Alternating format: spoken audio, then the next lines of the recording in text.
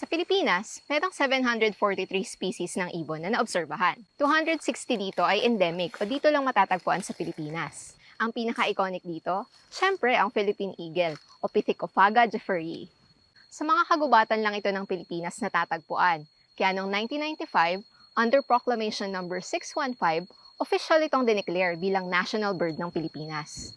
Na-curious tuloy ako, kung meron tayong haring ibon, ano naman kaya ang mga national bird ng ating mga neighboring countries dito sa ASEAN region? Tara, let's find out! Sa tulong ng ASEAN Center for Biodiversity at ni Ms. Clarissa Arida, ang direktor ng Programs Department, we learned the national birds of other ASEAN countries. Sa Malaysia, meron tayong rhinoceros hornbill. Sa Indonesia, meron tayong Java hawk eagle. Sa Myanmar, gray peacock pheasant. And sa Cambodia, giant ibis. Sa Thailand, meron tayong Siamese fireback. Sa Lao PDR, Singapore, Brunei at Vietnam naman, hindi official pero may mga identified na candidates. Sa Lao PDR, Siamese fireback din. At sa Singapore, crimson sunbird. Sa Brunei Darussalam naman, white-bellied sea eagle. At sa Vietnam, tiger shrike.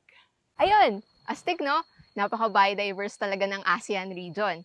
Kayo, anong pinaka-iconic na bird species ang para sa inyo? Share in the comments below. And together, let's promote ASEAN biodiversity. See you in the next video. Bye!